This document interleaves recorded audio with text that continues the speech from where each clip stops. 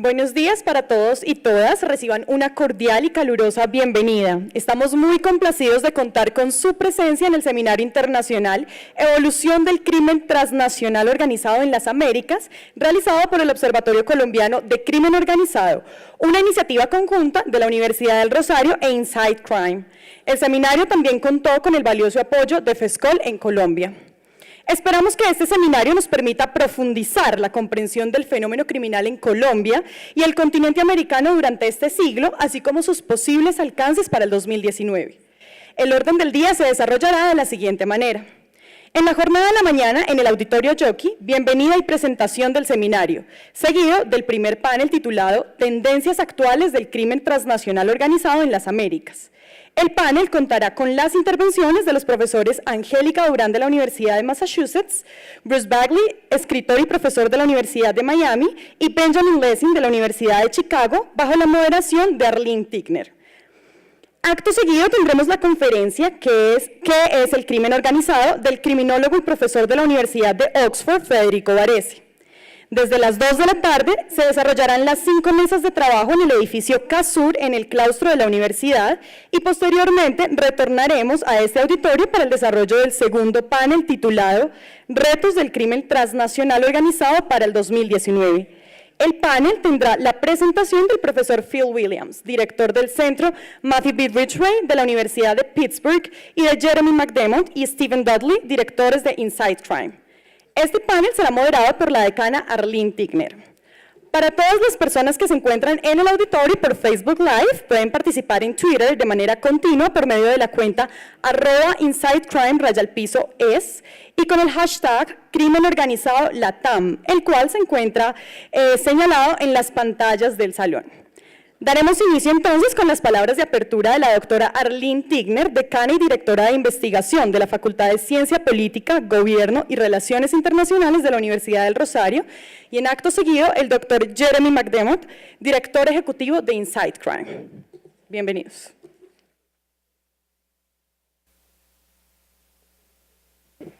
Buenos días. Quisiera saludar muy especialmente a los invitados internacionales, a los miembros de la Fuerza Pública que nos acompañan, a representantes diplomáticos, colegas de otras universidades y de otras instituciones. Quisiera darles una cordial bienvenida al Seminario Internacional, el primero que vamos a realizar del Observatorio Colombiano de Crimen Organizado, que es una alianza estratégica entre la ONG Inside Crime y nuestra Facultad de Ciencia Política, Gobierno y Relaciones Internacionales. Como algunos saben, el observatorio se inauguró a principios de este año con el objetivo de llenar lo que sentimos como un vacío importante en el estudio académico del crimen organizado en Colombia, por no hablar de América Latina y el Caribe en general. Tratándose de una de las fuentes principales de violencia en nuestra región, de por sí la más violenta del mundo, no es una ausencia menor en nuestra opinión. Por fortuna nuestra, aquí en la universidad, nuestros colegas Jeremy McDermott y Steve Dudley, directores ejecutivos de Inside Crime, vieron en la Universidad de Rosario un socio digno de compartir su reconocida trayectoria en esta materia, y nosotros vimos en ellos una organización de la mayor seriedad y reputación a la cual abrir nuestras puertas para el trabajo en equipo sobre este acuciante y complejo problema. Aunque creo que suena un poco ambicioso, la meta nuestra es convertir en el observatorio en el referente principal en el país y en la región para la investigación académica, la enseñanza y las recomendaciones de política pública sobre el crimen transnacional organizado. Sabemos que nos falta mucho camino por recorrer y sin embargo este seminario que pretendemos realizar anualmente, junto con la creación en nuestra facultad de un semillero de investigación, la apertura el año entrante de una posición postdoctoral en crimen organizado y la creación de un curso de verano en crimen, por no mencionar toda la actividad cotidiana que se realiza desde Inside Crime en nuestra universidad para informar sobre las tendencias del crimen organizado en Colombia, son pasos muy importantes en esta dirección. En el actual contexto de volatilidad y cambio político en América Latina, por no hablar también de Estados Unidos, Creo que el análisis de las dinámicas cambiantes del crimen organizado asociado al narcotráfico y otros flujos ilícitos resulta más urgente y necesario que nunca. Observar la transformación de estos fenómenos, así como sus posibles mutaciones a futuro, es una responsabilidad que nos compete y que tomamos muy en serio desde la academia, con miras a producir un conocimiento susceptible de informar propuestas de solución de mediano y largo plazo que aún nos han evadido en toda la región. Para nuestro primer seminario internacional hemos convocado a algunos de los expertos más reconocidos en el análisis del crimen organizado y el narcotráfico en América Latina y el mundo, y no exagero al decir los más importantes y reconocidos. Desde académicos veteranos como mi profesor y amigo Bruce Bagley, y Phil Williams y Federico Varese, hasta una nueva generación de estudiosos muy importantes que están ya saliendo y llenando vacíos significativos en el conocimiento sobre este tema. El recurso humano disponible para comprender y combatir el crimen organizado ha crecido de manera ostensible. Creo que estamos muy afortunados de contar con este Dream Team para mí, que en el día de hoy nos va a hablar de distintas facetas del problema, y mañana en una reunión cerrada que vamos a tener con ellos nos ayudará a orientar las actividades futuras del observatorio. Quiero terminar dándoles las gracias a todas y todos por acompañarnos, y ojalá las marchas de hoy no impidan que nos acompañen en todo el día. Quiero garantizarles por experiencia personal propia como habitante profesional del centro que no es imposible salir de aquí al final de la jornada si deciden acompañarnos hasta el final de las actividades, que espero que así sea el caso. Así que muchas gracias y voy a dar la palabra a mi colega Jerry McDermott.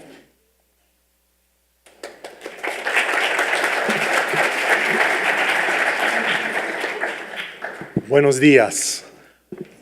Me alegro mucho ver tantos colegas y amigos aquí en la audiencia. Vamos a tener un día bastante interesante. Eli, ¿se puede poner la presentación, por favor? Ah, mira, excelente. Perfecto. Primero me gustaría agradecer a la Universidad de Rosario, nuestros socios en este proyecto del Observatorio Colombiano de Crimen Organizado. Empezamos este año y ha sido una experiencia bastante interesante. Empezamos como el eje de investigación del observatorio la situación en Colombia con la salida de las FARC, que para nosotros fue como el fin de un capítulo criminal y el nacimiento de otro. Y eso ha sido y es el eje de la investigación del observatorio hasta el momento. Tenemos un sitio de web que se puede encontrar bajo de Inside Crime en el In-Depth sección. Es algo que está actualizado casi cada día.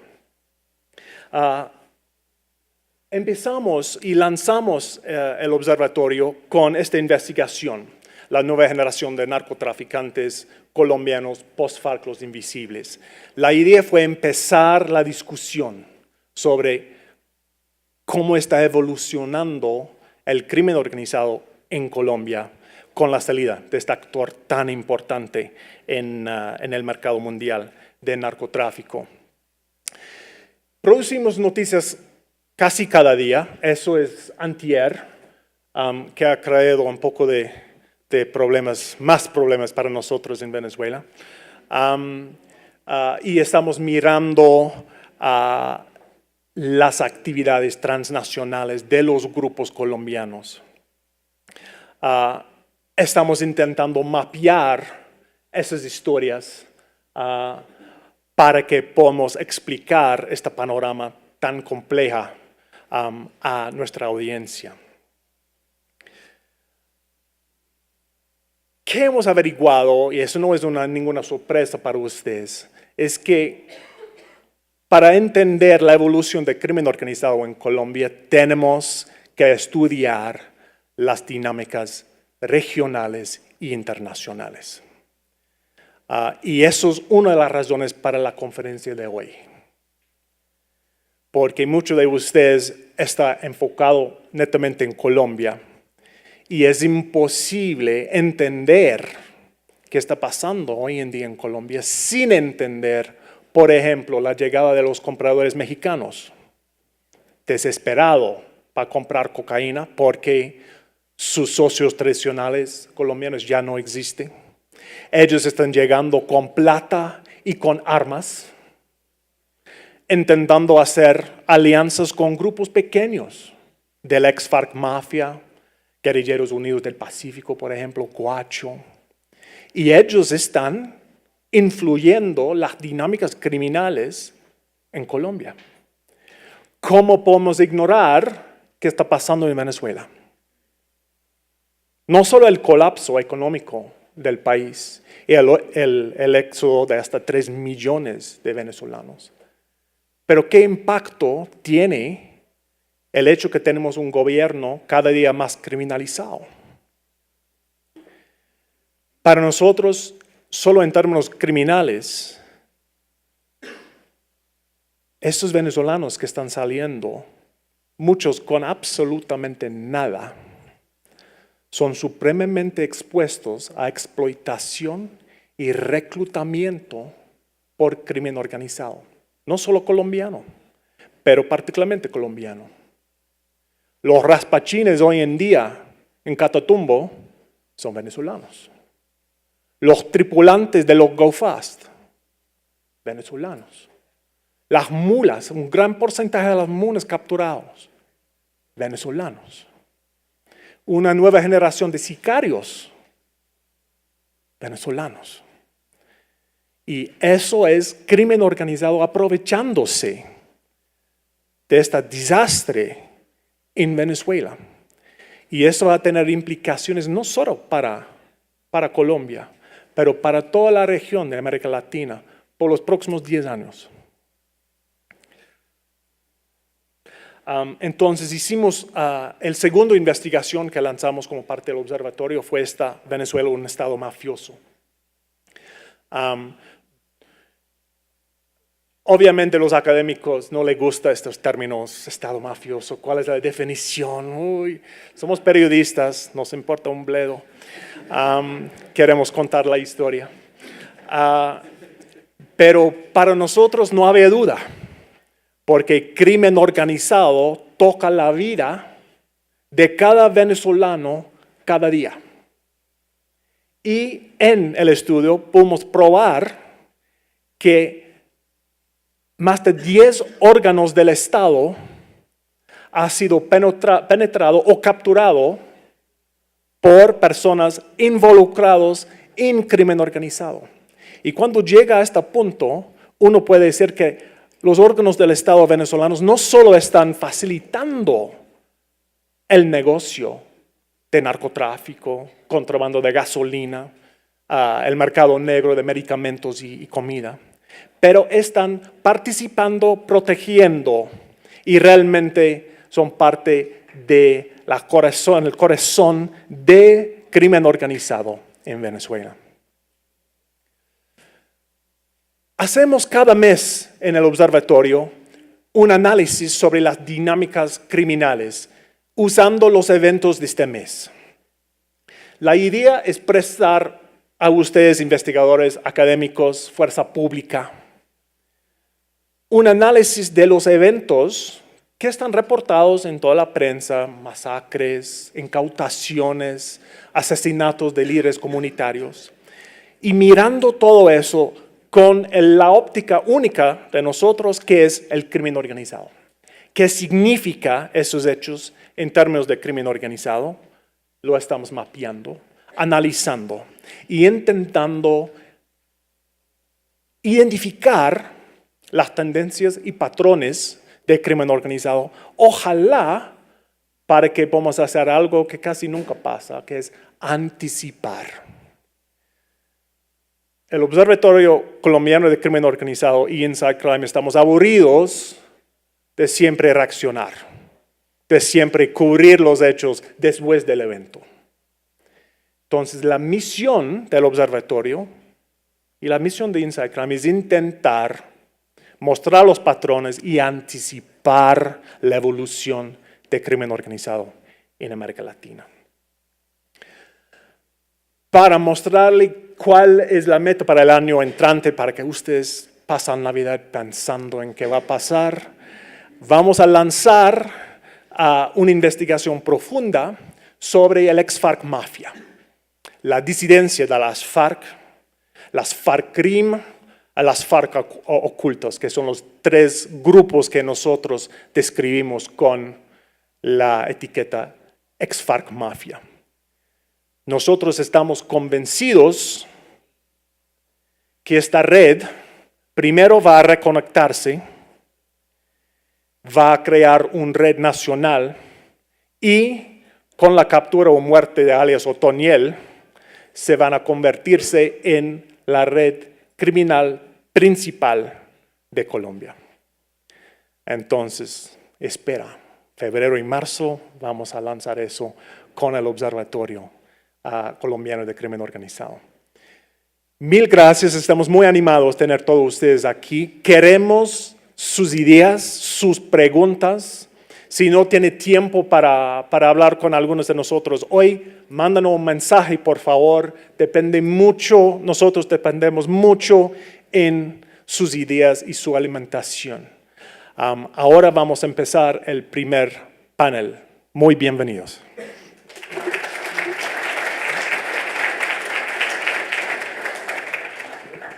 Muchas gracias y en seguimiento con nuestra agenda damos paso al primer panel, Tendencias actuales del crimen transnacional organizado en las Américas, agradeciendo la moderación de Arlene Tigner, decana de la Facultad de Relaciones Internacionales y Ciencia Política de la Universidad del Rosario.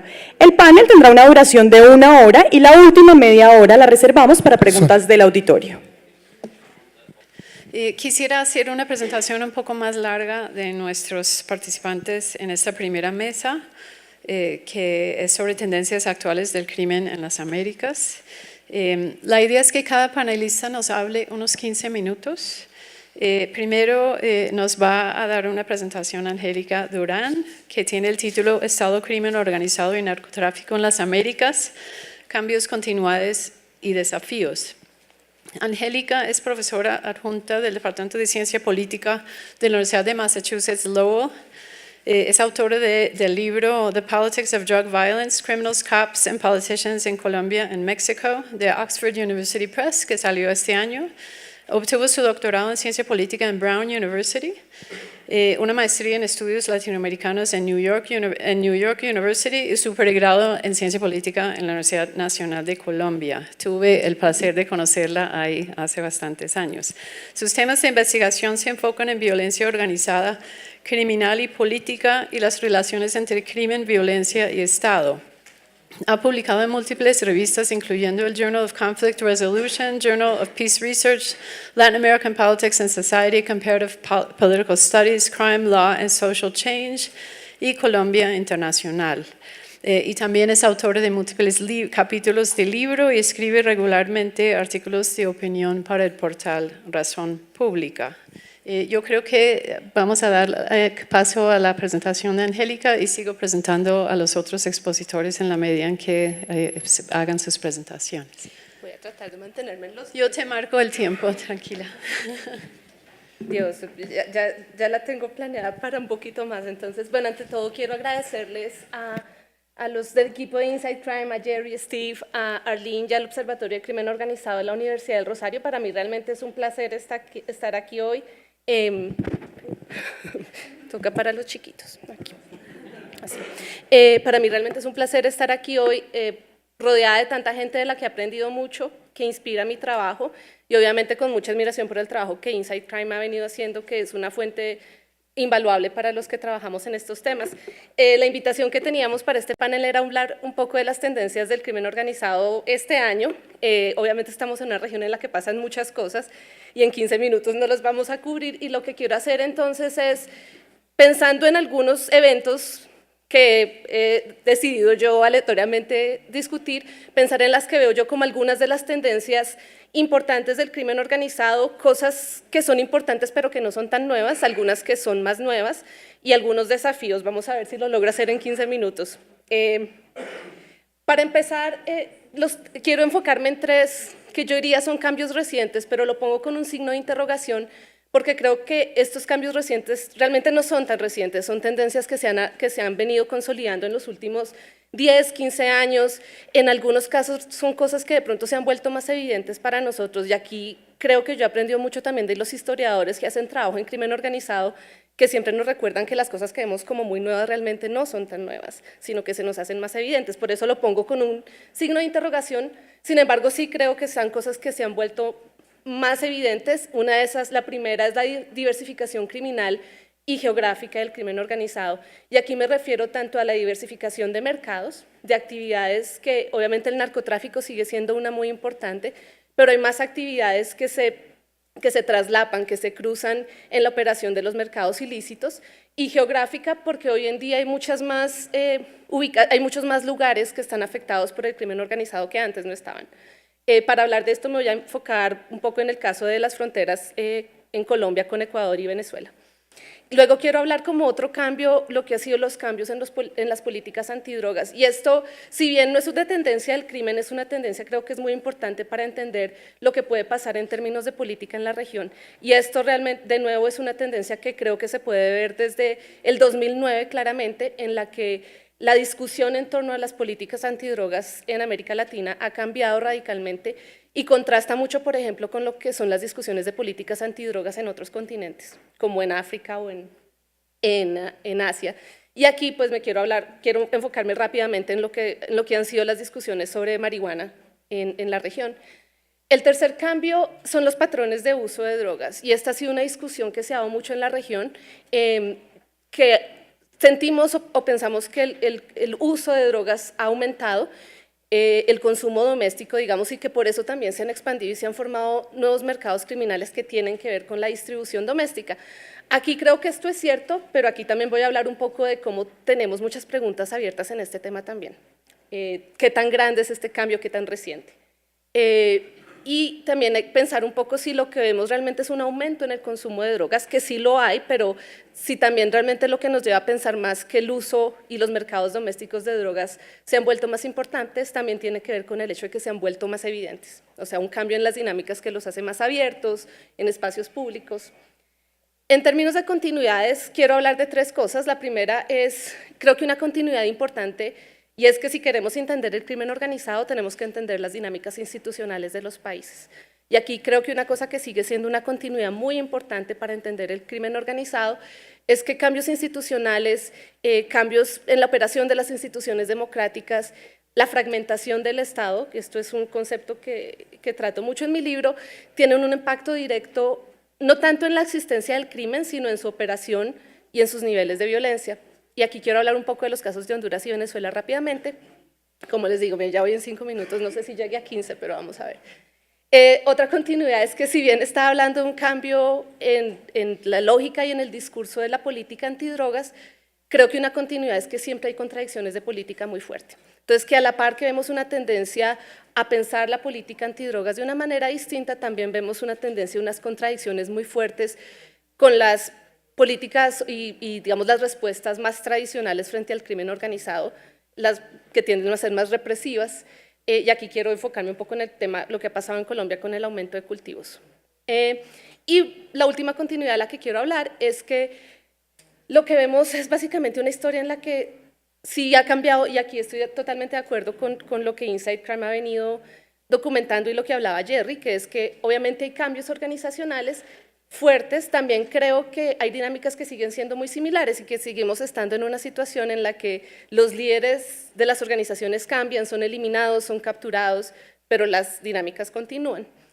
Sin embargo, aquí también creo que es importante reconocer que hay diferencias claves entre diferentes grupos de crimen organizado, y creo que eso no es solo una diferencia entre cómo operan hoy y cómo operaban antes, pero que incluso hoy en día tenemos formas de operación muy diferentes de distintos grupos del crimen organizado. Entonces, rápidamente hablemos de las continuidades. Entonces, como les hablaba, creo, de los cambios. Creo que el primer cambio, como les digo, es un cambio en la diversificación geográfica y de mercados.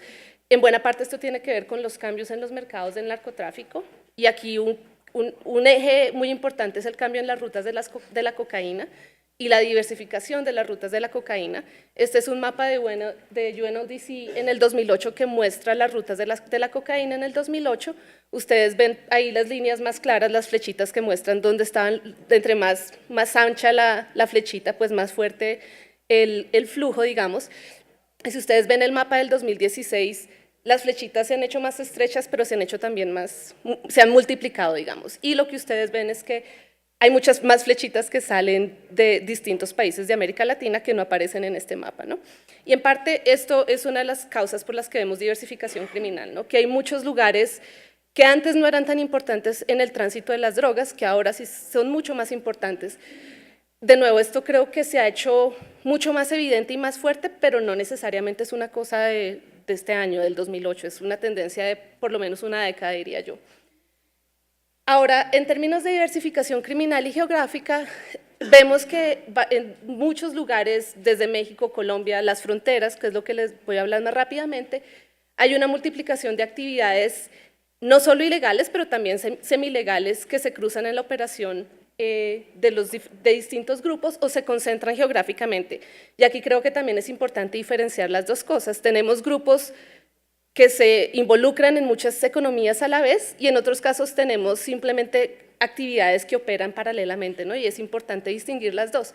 Pero, por ejemplo, en el caso de las fronteras vemos contrabando de gasolina, contrabando de distintos bienes legales e ilegales, trata de personas, prostitución, que se está concentrando, se cruzan obviamente con las dinámicas del narcotráfico. En las fronteras, este año y desde el año pasado, en las fronteras de Colombia esto se ha agravado obviamente por la migración de Venezuela. Pero aquí es donde viene también, digamos, mi punto y mi llamado de que esto no es tan sorpresivo como a veces lo queremos ver. Cuando uno piensa, por ejemplo, en la frontera con Ecuador y lo que ha pasado, el problema no es nuevo, no esta ha sido una frontera afectada por la violencia, afectada por las dinámicas del conflicto en Colombia por mucho tiempo, también con una suerte de abandono estatal por mucho tiempo, así que los hechos que nos llamaron la atención a principio de este año en la frontera colombo-ecuatoriana, si bien fueron extremos, no son necesariamente una manifestación de algo que es nuevo y que tiene que ver con la presencia del Estado, que tiene que ver con dinámicas, digamos, más viejas de presencia de actores armados. Es nuevo obviamente en el sentido de que se ha vuelto mucho más evidente.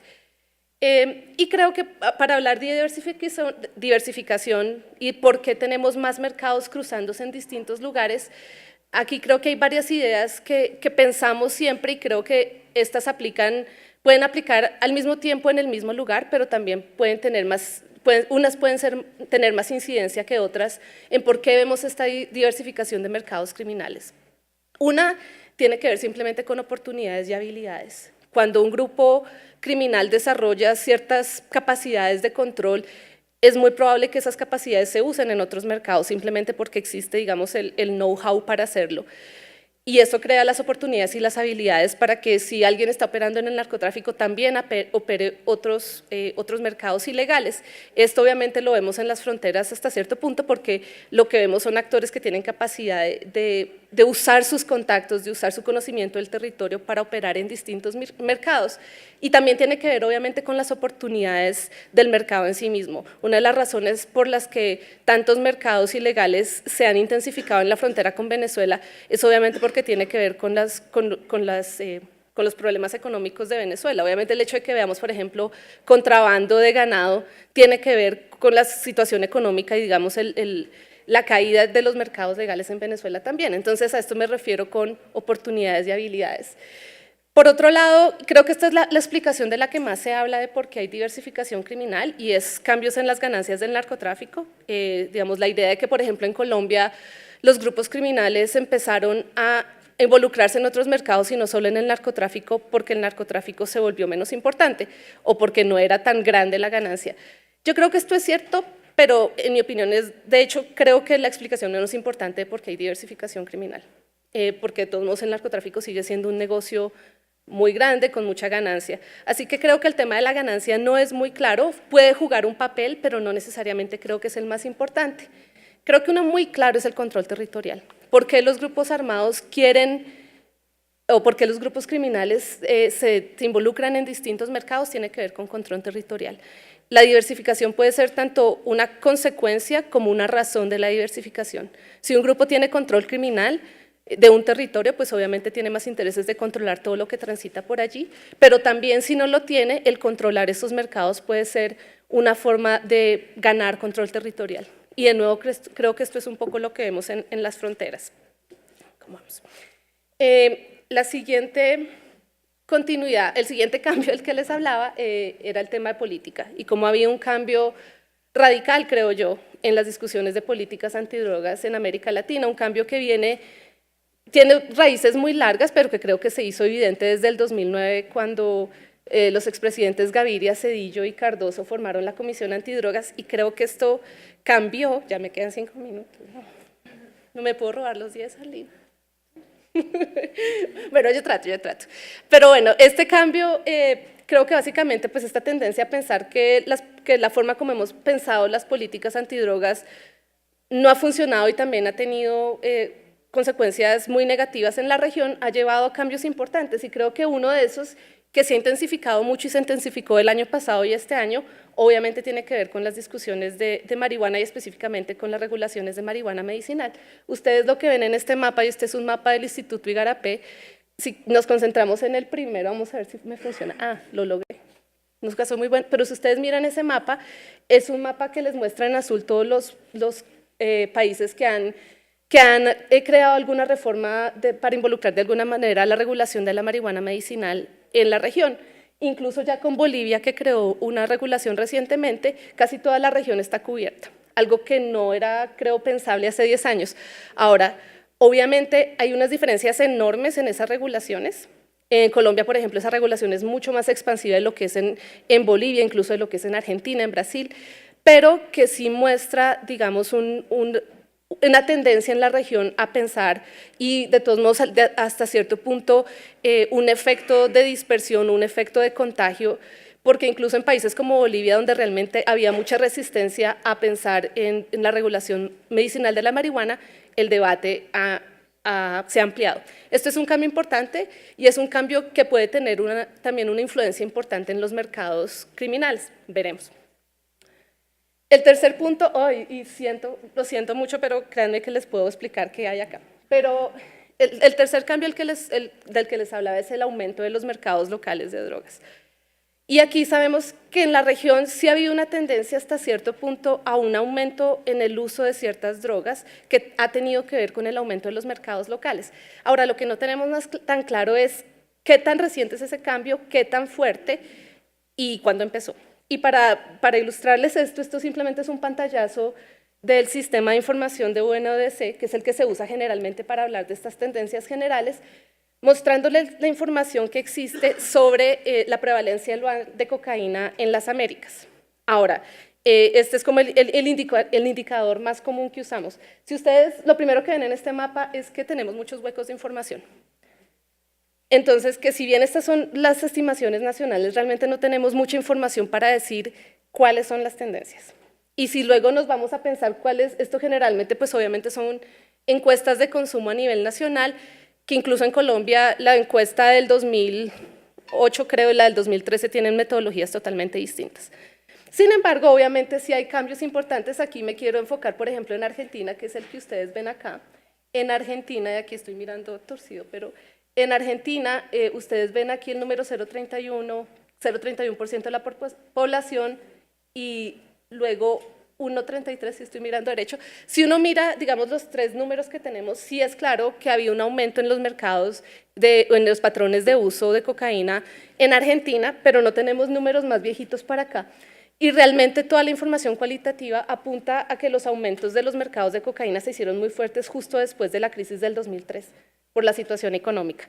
Entonces, de nuevo, aquí mi punto en general es que sí ha habido un aumento, ha habido un cambio en los patrones de uso, que en algunos casos, como el de Argentina, por ejemplo, ha llevado a que los mercados domésticos y las organizaciones ilícitas se expandan, porque ese mercado se ha vuelto más grande, pero que esto no es tan grande. Ay, Dios, voy muy atrasada, pero Me voy a mover más rápido. Ahora, las continuidades, ya que voy más rápido. La primera continuidad, como les digo, es que no podemos entender el crimen organizado sin los cambios en las instituciones políticas, y esto es algo que era cierto, creo yo, 15 años antes, sigue siendo cierto hoy. Si nos enfocamos solo en los actores criminales, perdemos la mitad de la historia, creo yo. Los cambios políticos tienen una influencia clara en cómo operan, no necesariamente en la existencia, pero sí en cómo operan las organizaciones criminales. Y los cambios políticos obviamente pueden crear niveles de desorganización y de violencia en los mercados criminales. Esto fue claro en México, es parte de mi investigación en México, pero creo que lo vemos muy claramente en Venezuela y Honduras. Y en Venezuela creo que no es solamente un asunto, digamos, del deterioro de la democracia, sino también tiene que ver con la fragmentación del Estado. En Venezuela, los procesos de descentralización y la creación de nuevas fuerzas de policía a principios de los años 90 empezaron a cambiar la regulación de los mercados criminales. Y luego, en el 2005, hay cambios básicos en las responsabilidades antinarcóticos, que dejaron de ser solamente de la Guardia Nacional y pasan a otras organizaciones de la fuerza pública, y creo que esto, juntado obviamente con los cambios políticos, con el deterioro de la democracia, explica en gran parte no solo el alcance o la dimensión de las actividades criminales en Venezuela, sino el hecho de que se haya convertido en esto que Jerry mencionaba como el Estado mafioso, que sí podemos discutir a qué nos referimos con Estado mafioso, pero hay una relación muy clara entre instituciones del Estado y organizaciones criminales, pero además hay mucha violencia, y eso tiene que ver, yo creo, con esta fragmentación del Estado.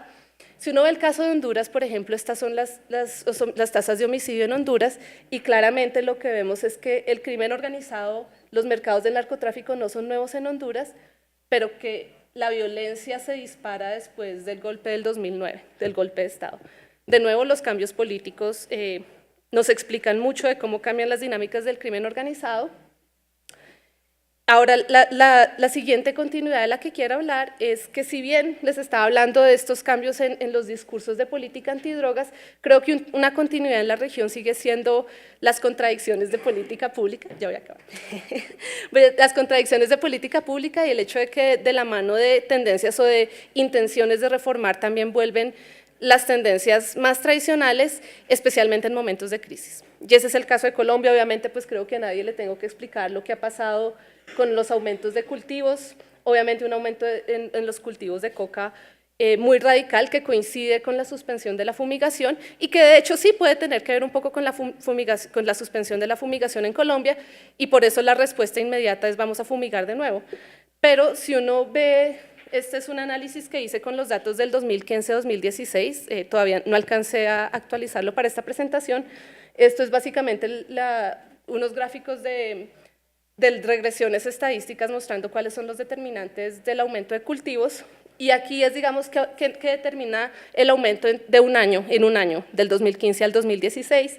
Lo que uno ve acá, que es lo que muestran estas lineecitas, es que el aumento más grande se dio en lugares donde había presencia de las FARC y también donde había zonas de concentración. Cuando uno mira la presencia histórica, también la presencia de actores armados es importante, pero obviamente las condiciones económicas. Pero esta creo que es la más importante para el punto que quiero hacer en esta presentación, y es que los aumentos también se dieron de manera clara en lugares donde hubo aspersión y erradicación en el 2015. Mi punto acá es que si se asocia el aumento de cultivos con la suspensión de la erradicación, porque obviamente tiene que ver, pero lo interesante es que la erradicación no nos garantiza que los cultivos no vuelvan a aparecer.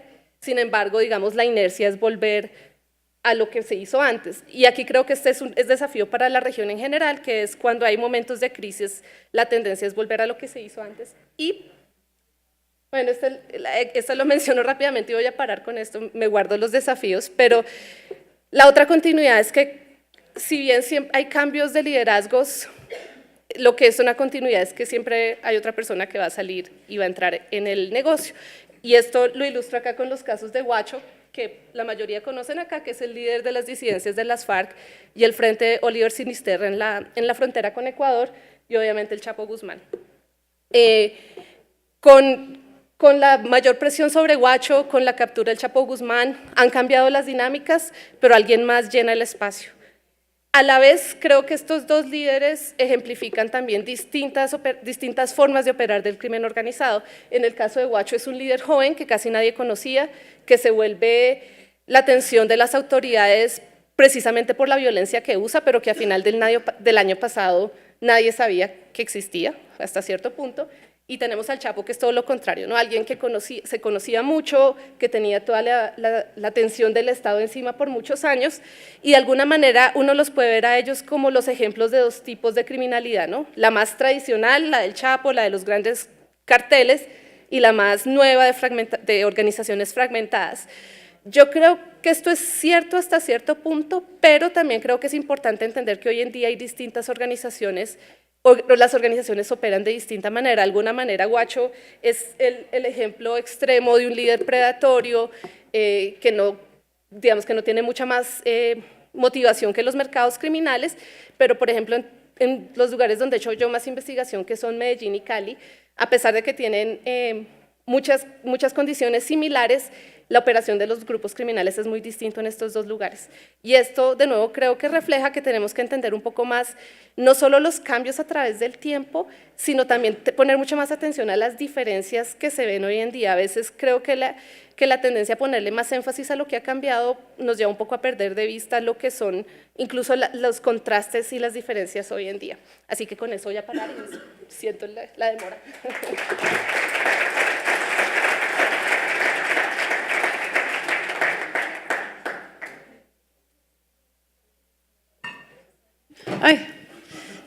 Voy a cambiar el orden porque la presentación de Steve Dudley creo que empata y después vamos a algo más específico de Benjamin. Stephen Dudley nos va a hablar de tendencias del crimen también en las Américas. Quiero presentarte, Steve. Es codirector y you can stay there. Es codirector y cofundador de Inside Crime, jefe de investigación para México, Centroamérica y Caribe.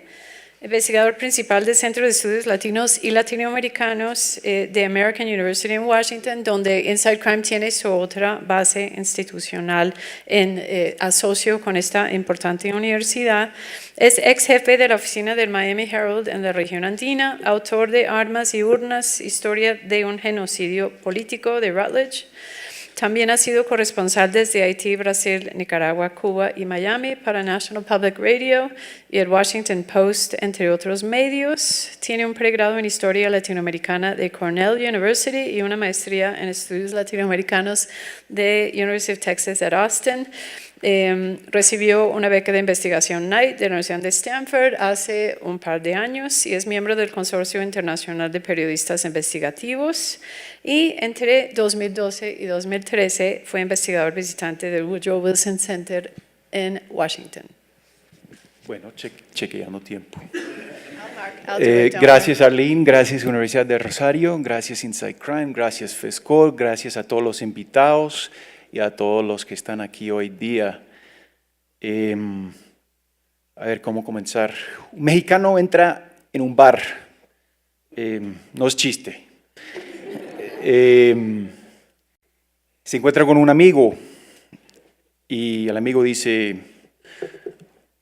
oiga, o oye, güey, o lo que van a decir ahí en México, ¿no? Como si fuera Netflix, oiga, pues, entonces el amigo sabe que el otro amigo que entró tiene problemas de plata, es recogedor de basura en Tijuana y trabaja allá en San Diego.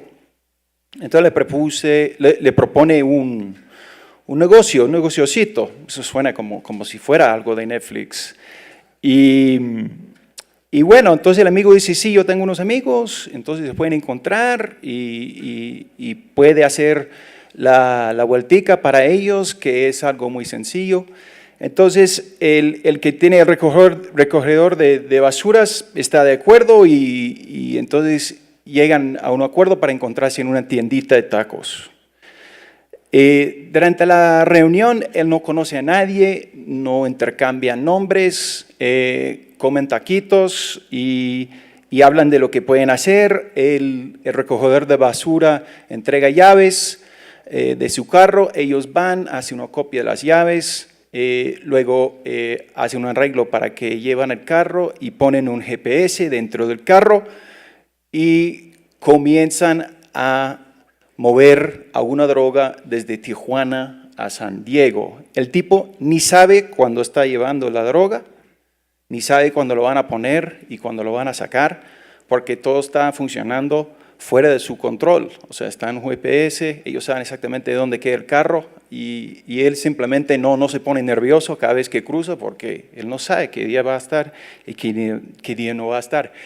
Termina la historia tal como ustedes pueden imaginarse. Él termina capturado, la policía lo arrestaron, pero cuando lo preguntaron sobre el tráfico de droga, él ni sabe qué es lo que está traficando. No sabe si es una cédula, si es grande, si es pequeña, no sabe, ni tiene nombres ni teléfonos, no se han llamado en ningún momento, entonces no hay rastreos de teléfono, no hay escuchas de teléfono, no hay nada. Todo se hizo en persona en la tienda de taquitos. Pues resulta que fue algo que quiero destacar como una tendencia primordial en la región. Resulta ser miles de pastillas de fentanil, lo que se llama fentanil en español, ¿no? Las autoridades sorprendidas, por supuesto, por varias razones, porque ellos tampoco pueden rastrear el mismo grupo. Ellos no saben quiénes están produciendo esas pastillas, porque lo que él estaba llevando eran pastillas falsificadas de Oxycontin. Y entonces ponen unos gramitos así, muy poquito fentanil dentro de cada uno, y es falsificada. Alguna de la gente que lo está tomando sabe que lo está tomando, otra gente no lo sabe, pero hay una tendencia cada vez más de utilizar ese método de cruzar la frontera y entregar la droga así tal cual. Pero las autoridades están en nada, o sea, ellos no saben quiénes están importando los precursores para fabricar esas pastillas. Ellos no saben cuál es el grupo que está moviendo esas pastillas ya fabricadas a la frontera. No saben nada, están en la completa oscuridad.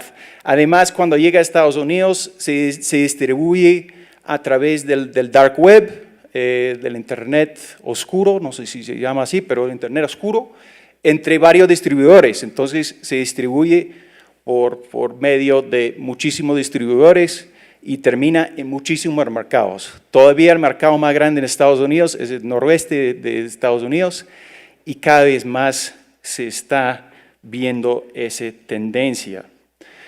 Y esa es la tendencia más tal vez importante del año, de los últimos años realmente, que es la tendencia de las drogas sintéticas.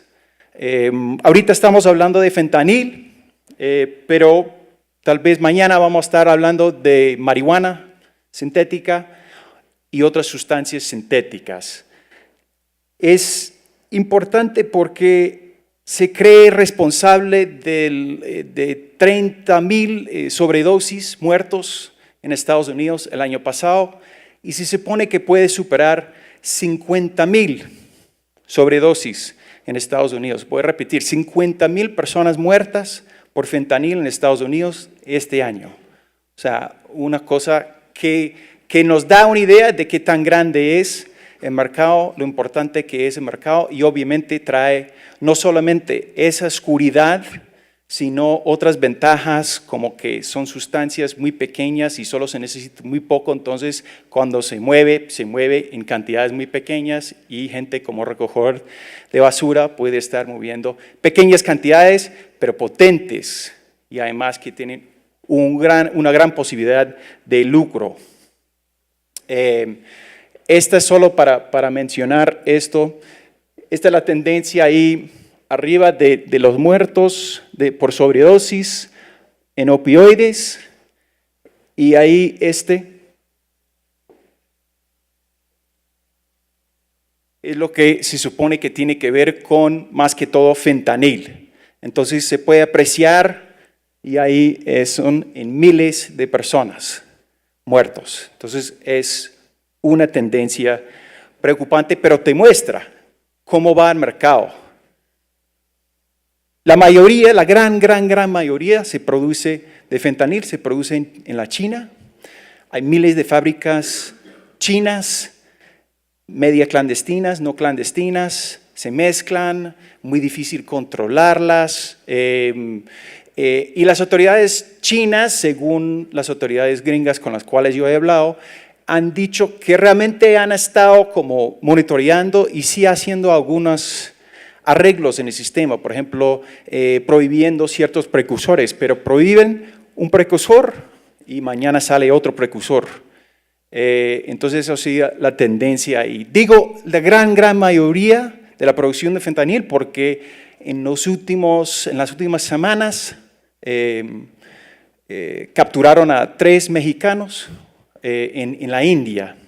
Y los que han seguido, por ejemplo, la evolución del mercado de metanfetamina, sabe que de los lugares del mundo donde venían los precursores eran básicamente 2, la China y la India. Entonces esperamos que va en esa dirección. La China, la India van a estar produciendo cada vez más esas drogas sintéticas. Ya tienen experiencia, ya tienen infraestructura, ya tienen los contactos entre ellos y eso es una gran tendencia. Se pasa por México, obviamente, y creemos que llega a México, de alguna manera, pues llegan los precursores, llegan las pastillas ya hechas, y entonces se puede o mover las pastillas ya hechas o se puede fabricar las mismas pastillas en México. Pero de nuevo, realmente estamos en la oscuridad de saber cuál es el grupo con más capacidad. Nosotros creemos que realmente son como niveles de grupos, y el grupo, tal vez los grupos más importantes y destacados, Sinaloa, Cártel de Jalisco, pueden ser como los más destacados, pero pueden servir más que todo como distribuidores.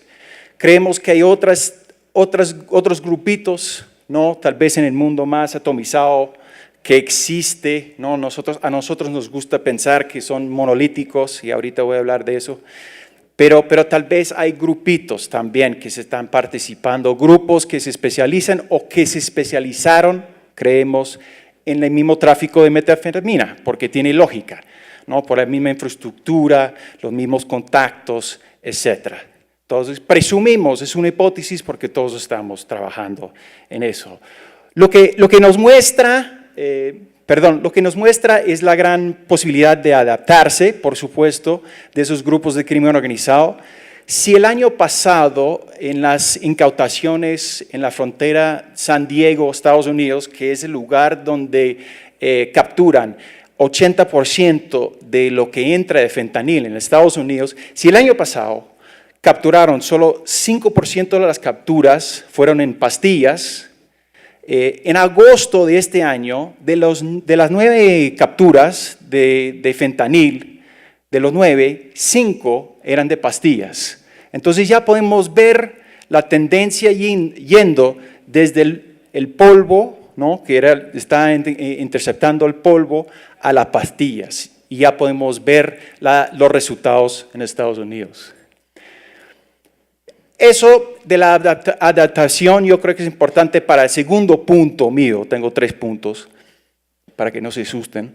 El segundo punto es el resurgimiento o la reconsolidación de los grupos monolíticos. Nosotros durante los últimos 7 años, 8 años que hemos existido, hemos estado hablando de la atomización o la idea de que se han dispersado los grupos más grandes, los grupos monolíticos, los grupos como, los urabeños, por ejemplo, aquí, los grupos como Beltrán Leiva o los Zetas en México. Pero algunos grupos sí han podido restablecerse o reconsolidarse. Dentro de ellos, tal vez lo más importante es Cártel de Jalisco, Nueva Generación, perfecto. Ellos, pues a través de una combinación de varios factores, se han podido consolidar en sus espacios hasta expandirse y tomar nuevos espacios, como es el caso de fentanil, por una combinación de razones. Y yo creo que una de las principales es que han tenido como un acercamiento, o por lo menos unas relaciones públicas distintas a los demás, no se presentan como depredadores, sino como amigos al orden, digamos, amigos que no van a permitir que haya extorsión, que haya secuestro, etc. Entonces, esas relaciones públicas yo creo que les ha servido mucho. Obviamente hay otros en la región y voy a dejar que Ben hable más de eso, que es del PCC, que sería el otro grupo que realmente se ha consolidado en los últimos años como un grupo monolítico, un grupo poderosísimo.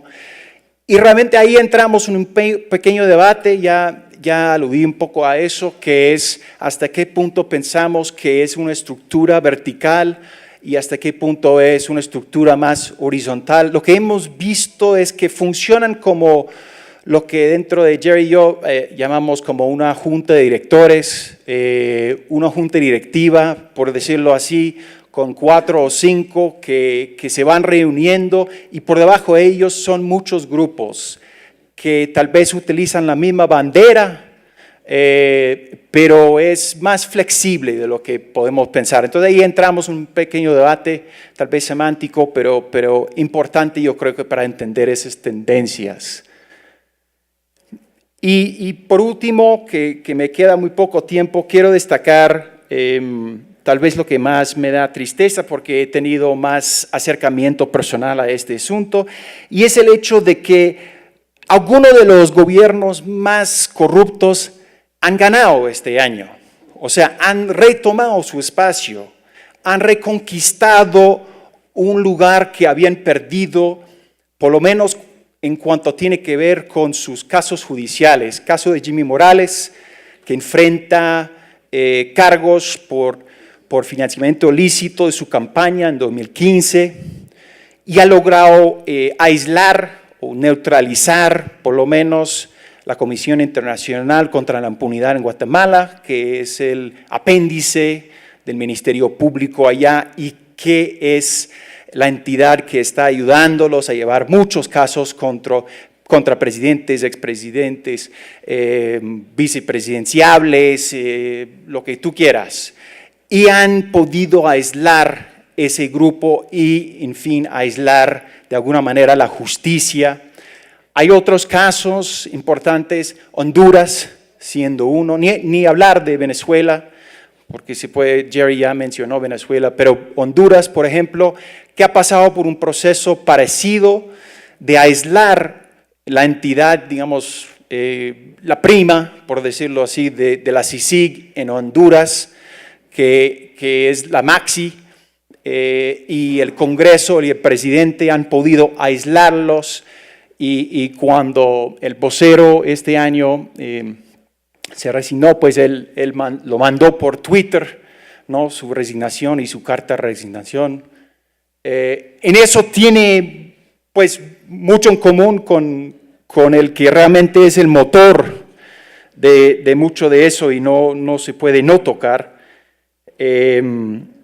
Y este señor aquí, ¿no? Pues, porque uno tiene que pensar que si bien Estados Unidos no ha sido como digamos, el ángel, ¿no? En esta historia, sí ha sido un motor súper importante en financiar mucho de estos, o sea, casi la mitad del presupuesto de la CICIG y la Maxi viene de Estados Unidos, el apoyo político que ellos dan en ciertos momentos claves para que sigan esas investigaciones, lleguen donde lleguen, y por supuesto mostrar modelos de cómo investigar y hasta entrenar a gente de cómo investigar esos casos importantes.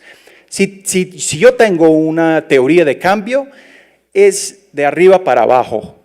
Y para mí por eso es tan triste esa tendencia. Y lo que ha hecho la administración Trump es que han cambiado los canales de comunicación, han dejado la idea de que no van a apoyar políticamente esas investigaciones, han debilitado los sistemas de justicia, los mismos sistemas de justicia que han estado mostrando ese modelo. ¿Qué tipo de moralidad ahorita pueden llegar a otros países a decir que tienen que investigar sus propios corruptos cuando están pasando las cosas que están pasando en Estados Unidos? Entonces, quita la moralidad que podrían tener, y los mismos modelos que ellos habían hecho, que fueran modelos interesantes, como el caso de la FIFA, por ejemplo, que realmente fue un caso que destacó una percepción muy importante para los que viven en toda la región, que es desde arriba han estado lucrándose de corrupción en todos los espacios desde hace muchos años. Entonces, perder ese espacio es terrible y tiene un efecto colateral en la región. Y obviamente deja espacios para que otros como él mismo, surjan en otras partes de la región y asustan con sus palabras y a lo mejor con sus políticas públicas. Y con eso los dejo. Muchas gracias.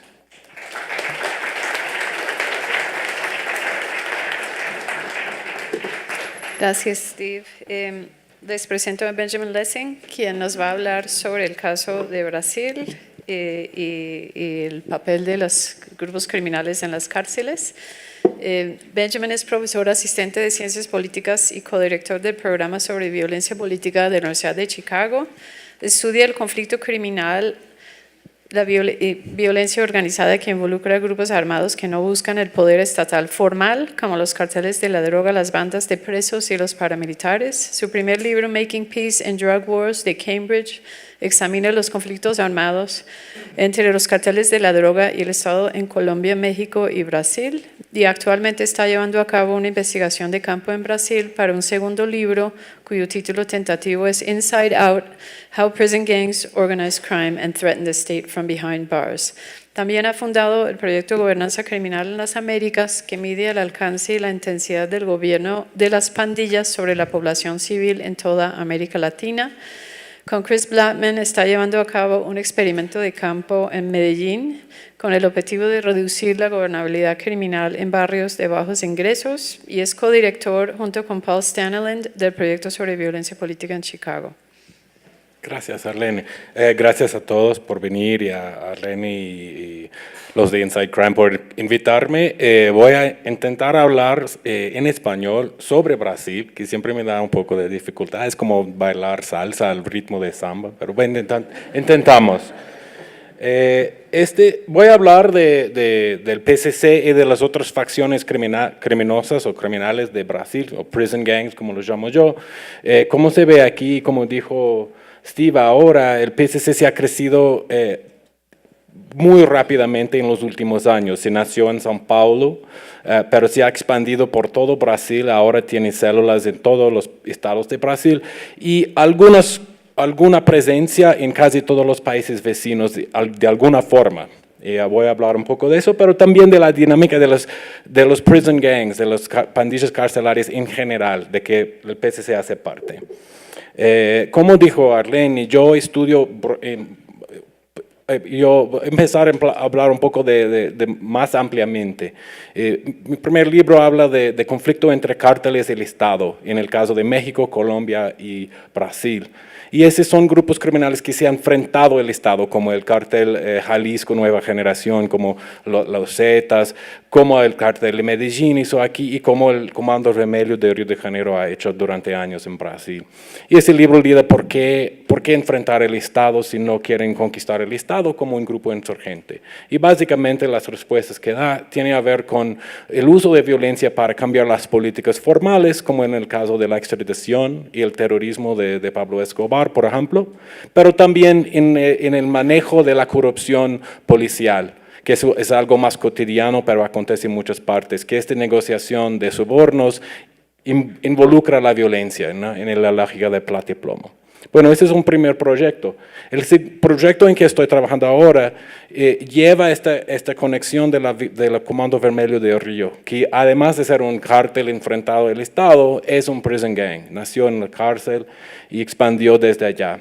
Este segundo proyecto, lo que motiva este proyecto es una intuición mía de que la organización, esa forma de organización de pandilla de cárcel es algo un poco nueva. Ya tiene 30 años, pero cambia nuestras nociones de qué es el crimen organizado, porque tiene una capacidad de organizar todo el mundo criminal de una ciudad o de un estado desde la cárcel. Y eso hay dinámicas distintas a lo que son las mafias tradicionales o los cárteles de drogas tradicionales. Yo enfoco sobre Brasil porque son los mayores, los más grandes, los más sofisticados. Y tengo un enfoque sobre lo que llaman un orden criminal. Si tomamos un estado o una ciudad, ¿cuántos grupos hay? Si estos grupos están en conflicto uno con otro, ¿y cuál es la relación con el Estado? Eso lo llamo de un orden criminal. Te voy a dar un ejemplo de cómo estos órdenes criminales cambian y cómo eso afecta todo la vida de un lugar, de una ciudad o de un estado. Empezamos en Fortaleza, que normalmente se habla de São Paulo, de Río, y yo también voy a hablar. Pero lo que está cambiando en Brasil hoy en día es en el noreste y en el norte, y no tanto en el sur. Fortaleza es un lugar donde en los años 2010 a 14 hubo una guerra entre pandillas muy fuertes, pandillas de calle, callejeras, pequeñas, pero muy fuerte, que llevó a unas tasas de homicidio altísimas, ¿no? Está muy alto, 50, 55, ese es del estado, no de Fortaleza ciudad. Luego hubo una reducción drástica, y esa es la buena noticia. Una reducción, como una pacificación de Fortaleza. Lo que pasa es que esa pacificación fue anunciado a través de grafitis y cartas que llaman salves de pandillas de cárcel, que estaban anunciándose su presencia en Fortaleza. Era el PCC de São Paulo, el CV de Río de Janeiro y un grupo local que se llama GDE, y nadie se había escuchado de esos grupos, nadie sabía qué era. Pero se sabía que ahora se anunciaba como una unión de gangues y que lo que se habían hecho fue forzar las gangues de la calle, las pandillas de la calle, a unirse y hacer las paces. Y los propios miembros de las pandillas decían eso. No, nos llegó un mensaje desde la cárcel que ahora era para ir al barrio del rival, del enemigo, y hacerse amigos. Y no acreditaban, pero sí era. Y eso sí funciona. Incluso hubo un passeata de criminales, un crime march, un passeata de crimen, como los criminales abrazando y andando con manos dadas y todo eso. Eso fue lo que motivó la pacificación. Y la gente, cuando entrevistamos gente en los barrios humildes, estaban muy felices con eso, porque ahora podrían transitar en sus propios barrios, no tenía más las fronteras invisibles, estaba pacificada. Dicen que ahora lo único problema que tenemos ahora es la policía. En cuanto a eso, el Estado simplemente negó, disculpe que es difícil leer, pero el Estado simplemente negó que había facciones, que había grupos prisionales, el gobernador mandó sus propios jefes de seguridad negar la existencia de esos grupos en el Estado. Pues no fue fue una negación total, hasta que no tenía más como negar la presencia. Infelizmente, en los años siguientes empezó a caerse esta tregua, como muchas veces acontece. Y los grupos prisionales empezaron a hacer ataques, como es su modo operandi, buscando varios cambios en la política del Estado. Y la tasa de homicidio subió y alcanzó niveles que ni antes había alcanzado. Porque ahora la guerra no era entre una u otra pandilla de callejera, sino entre grupos más grandes con armamento más fuertes. Es muy importante intentar entender por qué esta tregua cayó. Voy a hablar de eso más adelante. Solo una paréntesis, como mostró la foto de Bolsonaro. Necesito decir que por más mala que sean esos grupos, sí hicieron su fuerza para que no se aleje Bolsonaro, prohibiendo la entrada de Bolsonaro y sus candidatos y cualquier uno de sus partidos en todo territorio del Comando Vermelho. Pues es muy raro que esos grupos entren en la política, pero en este caso sí se manifestaran contra Bolsonaro. Pues es un poco interesante este punto.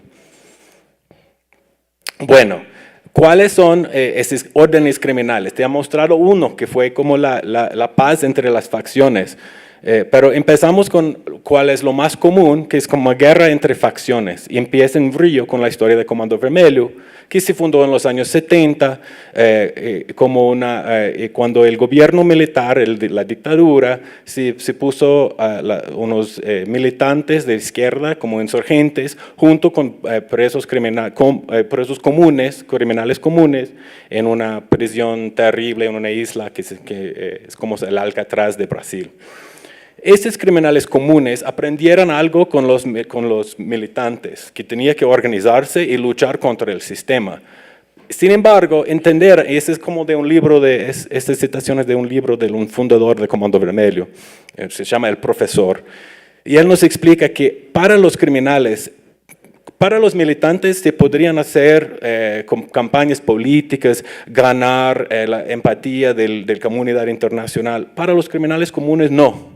Él dice que nuestro camino tenía que ser politizar la masa carceraria. Y fue así que hizo el Comando Vermelho, y así que hizo el PCC, y así es la raíz del poder de las pandillas carcelarias. Es tener como una constituencia política la masa carceraria. Y es por eso que las bandas carcelarias, las prison gangs, a veces se quedan más fuertes cuanto más gente se mete preso, porque la masa carceraria es su base. Bueno, en el caso de Comando Vermelho se expandió, tomó cuenta de las favelas de Río de Janeiro y el menudeo de drogas que se opera desde las favelas. Y desde 85 más o menos para acá, está en una guerra contra el Estado casi constante, con miles de muertes por año, con conflictos entre policiales y traficantes, con muchas veces con armas militares. Y también desde los años 90, el Comando Vermelho se rompe en 3 pedazos y esos 3 pedazos van peleando entre sí. Hay una guerra entre facciones que ya lleva más que 20, 30 años. Hubo la pacificación que dio una calmada, pero eso ya más o menos se acabó. Y hoy en día el Comando Vermelho está como resurgente. Pues tenemos algo que es muy violento, pero sí es un equilibrio, es estable. Ya lleva más que 30 años en este embate entre fuerzas. Y ese es como uno de los órdenes criminales, una guerra entre facciones. São Paulo nos muestra un otro tipo de orden criminal totalmente distinto. Empieza más o menos por lo mismo, con el nacimiento de PCC dentro del sistema carcerario. El PCC copia al Comando Vermelho, copia su organización, su estatuto, su lema, que es paz, justicia y libertad. Va creciendo con el sistema carcerario. En los años 2000 se ve que la tasa de encarcelamiento en São Paulo va subiendo drásticamente. En 2003 hay un cambio. El PCC hay un golpe interno, el nuevo líder Marcola cambia la estructura, innova en la estructura. Este es un asunto complejo, felizmente podemos hacer como preguntas y todo, pero básicamente él transforma la organización en algo más como burocrática y menos personalizada. En 2006 el PCC usa este poder en la calle para hacer unos ataques coordinados en la calle y en las cárceles, como 90 cárceles rebelando, motinándose al mismo tiempo, y ataques en la calle mostrando su fuerza. Pero al mismo tiempo, de 2001 hasta 2010, en cuanto está organizando este poder terrorista en la calle, también está imponiendo lo que se llama ley de crimen. Esta ley minimiza la violencia. Desautoriza cualquier homicidio que no tiene el aval del PCC y usa tribunales hechos de jurados, como presos hablando por celulares, como 7 o 8 presos hablando por celulares para decidir si fulano puede matar Beltrano en la calle. Y eso tenía el efecto de bajar radicalmente la tasa de encarcelamiento. En eso voy a hablar un poco más del PCC de investigación mía, en que tuvimos como muchos documentos del propio PCC, documentos internos. La burocracia de esa organización es impresionante. Tienen documentos tanto como financieros, aquí se ve como cada gramo de cocaína y crack que está vendido, y también se nota que su red, podemos mapear su red de traficantes en São Paulo es muy amplio. También tienen fichas personales, tanto como tiene las FARC y otros grupos de insurgentes. Estas fichas marcan toda la historia de cada componente del grupo a lo largo del tiempo, incluso sus puniciones anteriores en el grupo.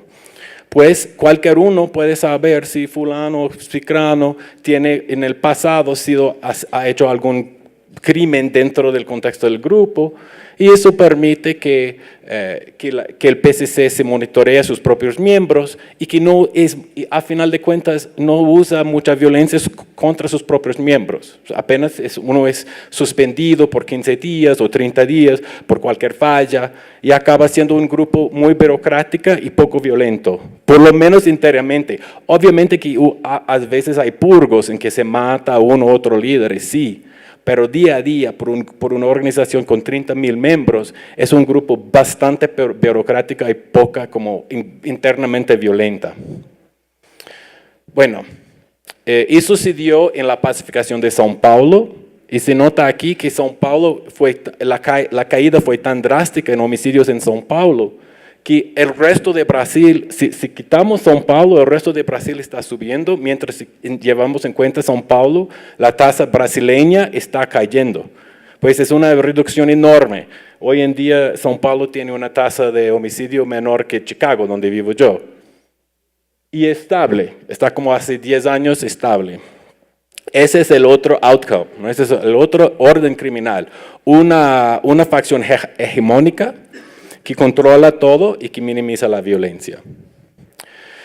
El PCC se ha crecido, eso se ha dado y empezó a colonizar los otros estados. Eso dio con que surgen nuevas facciones en otros estados y esas facciones tienden a aliarse con el Comando Vermelho. Y eso se dio en bueno, luego el Comando Vermelho y PCC se rompe en 2016 y luego en 2017 esos motines que deben haber visto como las masacres dentro de las cárceles. Eso está pasando por todo Brasil hoy en día. Sin embargo, tenemos ese ejemplo de fortaleza en que sí el Comando Vermelho, el PCC y las facciones locales consiguieran unirse y tener una tregua. Y sabemos que por lo menos por un tiempo corto, eso también bajó los homicidios como había pasado en São Paulo. Pues, ¿eso qué? Bueno, ¿cómo podemos saber cuál de esas órdenes criminales va a prevalecer? ¿Cuáles que queremos que prevalezca? Alguno de esos va a prevalecer y es importante pensar qué que el Estado y qué que la sociedad debería hacer para que una u otra prevalezca. Un problema es que por más poderoso que sea el PCC, se ha enfrentado límites, se ha enfrentado resistencia, oposición, en parte porque las otras facciones se han como copiado sus técnicas. Aquí se ve como documentos internos de otras gangues que están copiando el PCC.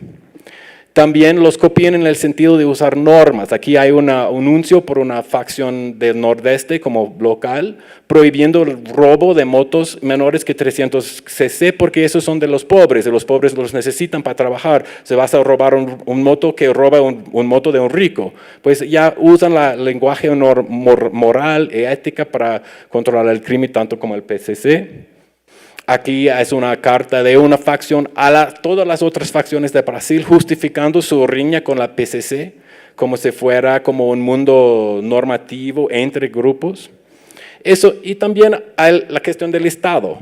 Algunos estados en Brasil tienen una política deliberadamente de favorecer la facción local a costo del PCC. Aquí se ve en Santa Catarina, el Estado deja la facción local con todo el edificio de prisión, en cuanto los de PCC están en el seguro. Esa es una política de algunos estados. Bueno, termino con unas implicaciones. para los académicos, para los teóricos, yo creo que hay unas implicaciones fuertes en el sentido de que, ¿qué es capacidad del Estado? Si tomamos el estado de São Paulo, es uno de los estados más ricos de Brasil, tiene más presiones, más infraestructura, más PIB en total, tiene más policía y tiene la tasa de homicidio más baja. Pero eso no es solo porque tiene capacidad del Estado, es porque hay una organización criminal súper capacitada que está manejando su propio sistema carcelario y que está manejando sus periferias urbanas. Pues, ¿qué es la capacidad del Estado? Para las políticas públicas hay también unas implicaciones importantes. Esta paz hegemónica del PCC tiene la ventaja que es poca violencia, pero tiene la desventaja que el PCC es muy fuerte y penetra el Estado de maneras que ni sabemos aún. Pues tal vez uno piensa que es mejor tener varios grupos criminales y no un grupo hegemónico, pero en este caso puede haber una guerra muy sangrienta entre ellos, como es el caso de Río de Janeiro. Podemos pensar que es bueno tener muchos grupos en paz, pero en este caso nos implica tener políticas públicas que incentivan a los grupos criminales a hacer paz entre ellos. Y eso es difícil políticamente. Un político dice que, ¿sabes qué voy a hacer sobre la cuestión de crimen? Yo voy a ayudar a los grupos criminales a hacerse paz entre ellos. No es fácil políticamente decir eso, pero tal vez sea la mejor solución. Lo que digo yo es que como una sociedad, como investigadores, periodistas, políticos y ciudadanos, necesitamos discutir eso y llegar a una conclusión y andar en esa dirección. Bueno, muchas gracias.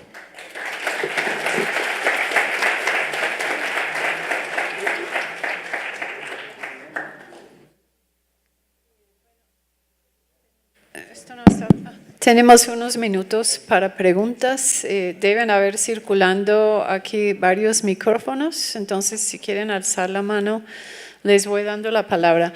¿Les parece bien si tomamos una ronda de preguntas? ¿Dónde están los micrófonos? No, pues no veo. Ya. Alejandro, ¿vienes? Ya.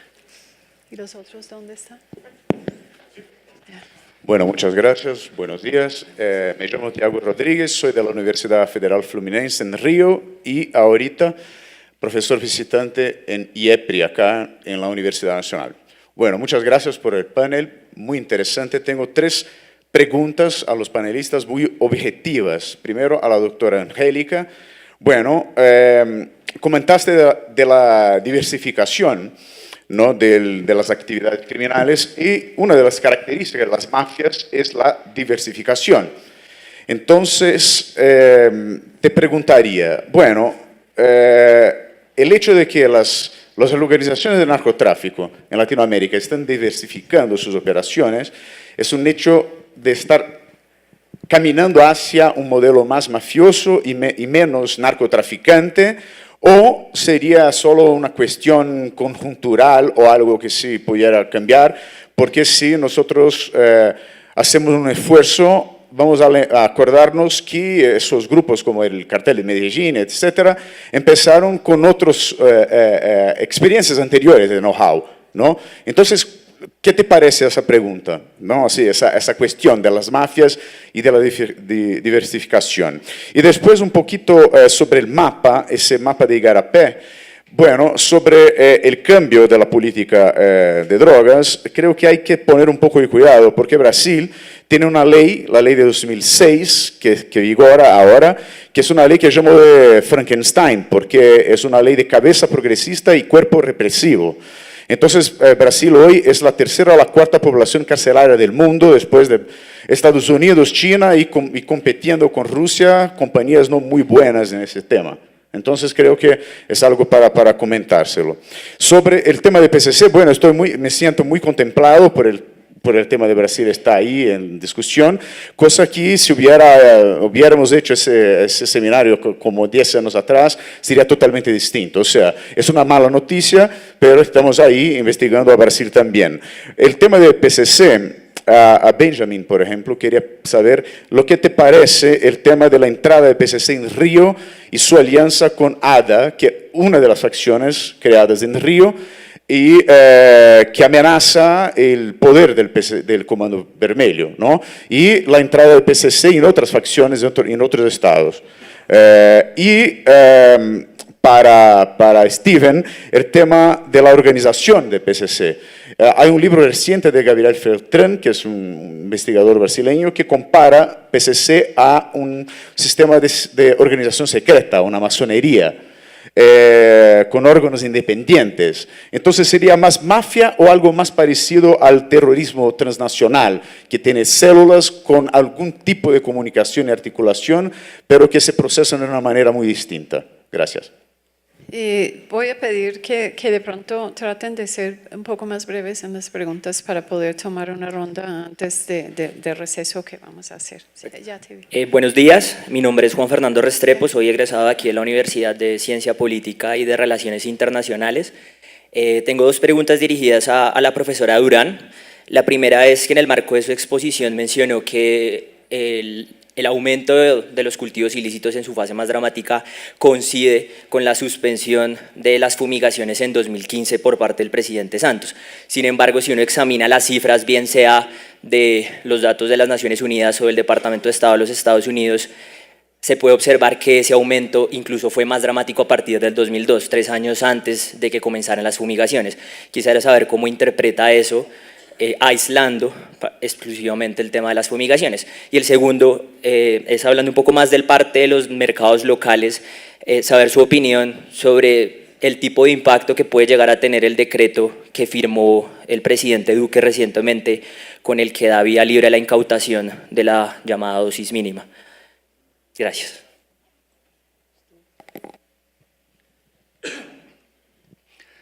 Buenos días, mucho gusto, Alexander Wittig, trabajo en la empresa privada.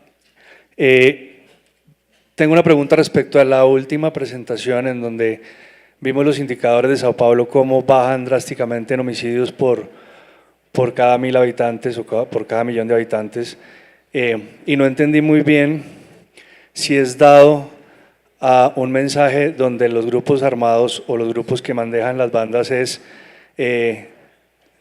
dejémoslos delinquir, pero no me maten a nadie, y lo comparo un poco con lo que pasó en Medellín con las fronteras invisibles, en donde la mejor época donde había menos muertes era precisamente en la época que había el rumor de démonos pasito, usted no me mata a nadie y sigan su negocio tranquilos.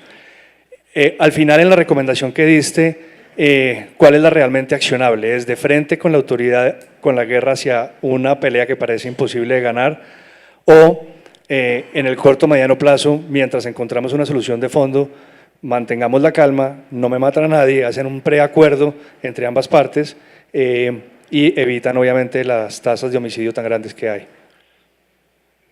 Gracias.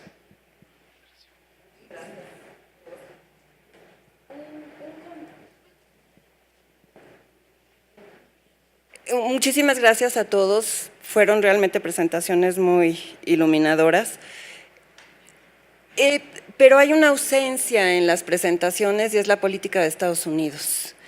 La diversificación sin duda es una realidad, pero en el trasfondo de la diversificación está siempre, creo yo, el peso inconmensurable del mercado ilegal de drogas como telón de fondo y como plataforma justamente para impulsar la diversificación. Está claro que el caso de los comandos y del PCC en Brasil es otro animal político con una vocación política dada su hibridación con guerrilleros, y me interesaría mucho saber cuál fue el motivo, cuáles fueron los incentivos que llevan a pactar la paz en Fortaleza, qué es lo que los lleva a cooperar, y bueno, pues… Vamos a aceptar 2 más preguntas. Señor. Buenos días, primero que todo. Soy el oficial segundo Rosmith Farak, de la Armada Nacional, Dirección contra las Drogas, analista de narcotráfico. Mi pregunta va dirigida a Angélica. Hablábamos en un momento del cambio de las modalidades y tendencias. Cuando se refiere a, digamos, la rentabilidad económica con respecto a la caída o aumento del narcotráfico con respecto al clorhidrato de cocaína. Sabemos que en Colombia, digamos, hay otros crímenes que pueden ser un poco más rentables, pero con respecto a eso, en la región, ¿cuál creería usted que sería ese cambio a corto plazo con respecto a las tendencias? Y dos, en la dinámica de la marihuana, durante los 2 últimos años ha habido un aumento, digamos, representativo de consumo o incautaciones acá en el país, pero está siendo controlado, o sea, ¿cómo lo ven ustedes desde la parte del análisis, de la parte teórica, controlado por Colombia o controlado por la parte de Brasil, digamos, por las mafias allá? Gracias. Y Alex, por favor. Gracias. Una pregunta para Benjamín. Creo que a todos nos inquieta mucho la relación que tiene el Estado con el crimen. Quisiera que desarrollara un poco más en los estados en los que se puede decir que hubo un acuerdo de pax criminal y además una buena relación con el Estado. ¿Eso cómo se dio? ¿Cuál es la señal que uno le puede dar a los servidores públicos colombianos en escenarios violentos? Gracias. Y tenemos 4 preguntas de los medios sociales. Entonces, Bueno, por Twitter le hacen una pregunta a los 3 y dice: ¿con las declaraciones del Chapo cambia el panorama del crimen organizado en América Latina? Para Angélica Durán, la anterior la hace @rancherosoy. Angélica Durán, te preguntan, Aleja Changa Amirano, de acuerdo a lo señalado por usted, ¿la finalidad del crimen organizado en América Latina es más territorial que monetario? Otra pregunta para los 3. ¿El crimen organizado se crea a partir de la falencia que existe por parte de las políticas públicas que no han sido eficaces y eficientes para combatir el narcotráfico? Y por último, para Stephen Dudley, dice, ¿el aumento de la anfetamina es producto de la facilidad que tiene para transportarla en contrabando? bueno, muy pocas preguntas, no nada general. Entonces, cada panelista tiene como 5 minutos para responder a los que se puede responder. Y le interesa responder. Vamos a empezar contigo, Angélica. Sí, son preguntas bien grandes, así que haré lo posible por responderles lo más que pueda. Tiago, si la diversificación es un modelo de creación de mafias, yo creo, y aquí es mi lado académico, yo entiendo que no es tan, pero yo creo que es importante definir qué definimos como mafia. Si hay una dimensión de control territorial en la mafia, yo creo que en algunos casos sí la diversificación criminal tiene ese objetivo, ¿no? Y yo creo que en los casos donde uno ve claramente un dominio más claro de los grupos armados como gobernanza, como algunos estamos empezando a llamar estos arreglos, tiene que haber control sobre distintos mercados, sí existen, pero no creo que sea necesario en todos los casos. Uno ve también casos en los que hay diversificación criminal y no se ha consolidado necesariamente como ese nivel de control territorial fuerte. Yo creo que sí, y creo que lo que pasa es que sí en algunos casos la diversificación tiene como objetivo ese control territorial y esa creación más clara de una mafia. Por ejemplo, creo que fue lo que pasó en Medellín. O sea, en Medellín ni la extorsión, ni la extorsión pequeña, ninguna de esas actividades son nuevas. Pero creo que sí es más claro que se han consolidado más juntas desde la época de Don Berna por un interés de control territorial. Y respecto a tu pregunta de Brasil, sí, claramente, y creo, tengo un escrito donde hablo precisamente como de las contradicciones de la política, ¿no? de los cambios de discurso en América Latina, donde sí, incluso en los países más reformistas como Colombia, ves de la mano de la política más reformista una que es mucho más ortodoxa, digamos, y en algunos casos es más pronunciado que en otros, o en Ecuador, donde se cambiaron unas regulaciones para después, menos de 2 años después, volverlas a hacer aún más fuertes. Entonces hay muchas contradicciones, pero creo que en general uno sí puede sentir como un cambio, sobre todo por el nivel al que pasan las discusiones más reformistas y el hecho de que la posibilidad de ciertas reformas como legalizar la marihuana se ha vuelto una cosa más como la discusión cotidiana, ¿no? Algo que uno no podía pensar hace 10 años atrás en América Latina, y eso creo que es el cambio importante.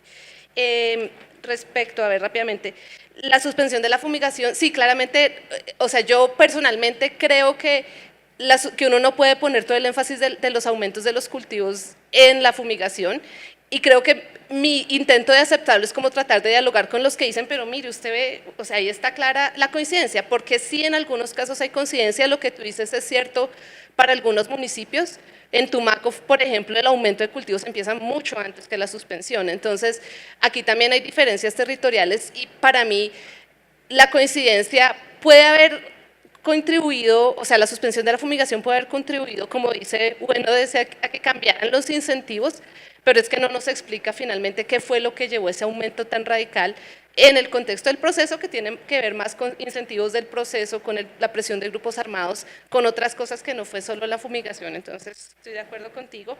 El impacto del decreto del presidente Duque, bueno, muy rápidamente diría, no impacto, y puede tener un impacto negativo, o sea, esto ya lo hemos probado muchas veces en otros lados y no funciona. Puede llevar a una estigmatización de los usuarios, a una burocratización y además no es el uso más eficiente de los recursos, diría yo. Claramente si la policía está tratando de coger a todos los que tienen alguna dosis de drogas, pues se ponen los recursos donde no deben, o sea, no es una forma de racionalizar ni recursos ni política y puede tener consecuencias negativas fuertes.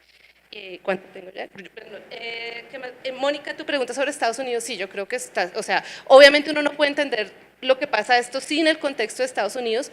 Mi posición siempre ha sido de todos modos que ese es como el contexto estructural más amplio, pero que hay como cambios y diferencias regionales que tienen que ver más con esas condiciones. Y esto lo ato ya para la última pregunta sobre la rentabilidad de la cocaína, y es que es interesante, por ejemplo, cómo se discute el aumento de cultivos en Estados Unidos y en Colombia, ¿no? Entonces, en Estados Unidos dicen, bueno, es que la cocaína, el uso de cocaína ha aumentado porque los cultivos en Colombia han aumentado y la oferta aumentó.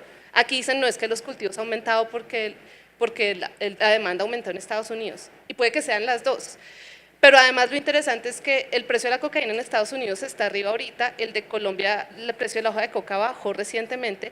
Entonces no hay yo creo que cuando nos fijamos mucho como en la rentabilidad puede responder a otras dinámicas, sí tiene que ver, pero la rentabilidad de la cocaína generalmente le sigue a las dinámicas, esa es mi hipótesis, que la rentabilidad de la cocaína generalmente le sigue a las dinámicas de los mercados y de los grupos armados y no del otro lado.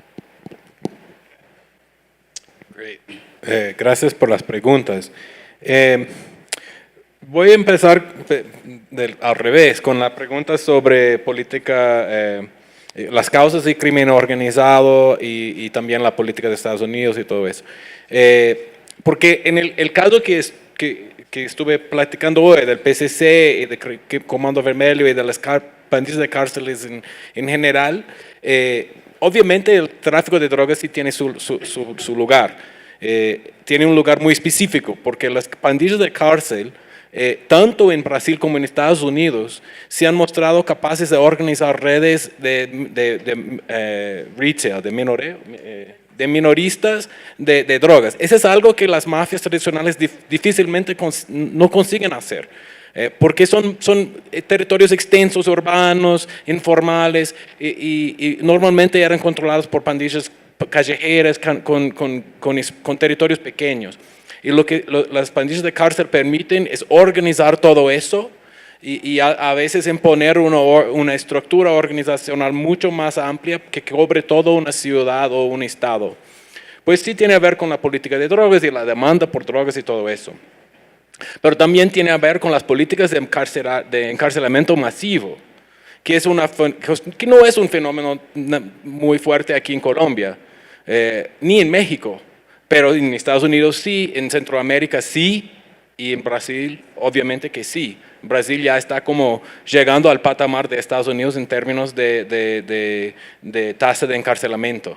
El estado de São Paulo ya tiene una tasa casi al nivel de California, que es un estado que encarcela muchísimo. Esas políticas sí crean el espacio, literalmente crean el espacio para que se fortalezca el crimen organizado dentro de la cárcel y también en la calle, porque el muchacho que se ve, eso es un pandillero, se sabe por su ropa y no sé qué, vamos a meterle en la cárcel, él ya sabe que se va para la cárcel y ya hace para que cuando llegue es conocido por la pandilla, ya quiere obedecer a las reglas y los órdenes de la pandilla de cárcel porque sabe que un día va preso. Pues la política de encarcelamiento masivo sí tiene un papel muy importante. En la pregunta sobre eso de por qué esa paz en Fortaleza, por qué el PCC pacificó a São Paulo, Y ya voy a llegar a la cuestión de Medellín también. El PCC tiene como una ideología, no sé si es una ideología política, pero es una ideología que dice que ellos mismos dicen paz entre ladrones, guerra contra el Estado. Tiene una idea de que los criminales tienen que juntarse en su lucha contra la injusticia. Y la injusticia sería el policiamiento letal, el policiamiento abusivo y las condiciones carcelarias. Esos son, de hecho, esos son violaciones de derechos humanos. Las pandillas no están errados en llamar eso de injusticia, sí es injusticia. Pues es muy loco, pero ellos quieren luchar contra esas injusticias para facilitar el crimen. Pues es muy paradójico, pero sí, así es. Y por eso el PCC tiene ese lado pacificador. Y el caso de Medellín es muy interesante. Yo diría de alguna forma que parece un poco lo que digo yo, esta tercera opción, una paz entre grupos criminales. No son facciones, son bandas o Odín o razones, pero sí están más o menos en paz hoy en día. Y ellos mismos intentan mantener la paz. Algo en Medellín se ha dado cierto porque los propios criminales quieren evitar la guerra. Cuando hay riñas dentro de la cárcel, no se expanden en la calle. Cuando hay una riña entre dos razones, una otra razón superior le dice, no, calma, no, eso no va a ser una guerra total. ¿Cuál es la combinación de políticas del Estado y el entendimiento de esos grupos que se han dado en esta paz entre razones, esa paz entre grupos criminales? Es algo para investigar más, pero yo diría que sí es un ejemplo de eso y lleva sus problemas. Se ve que un secretario de seguridad fue preso justamente por intentar facilitar esa paz entre razones, pues es políticamente difícil.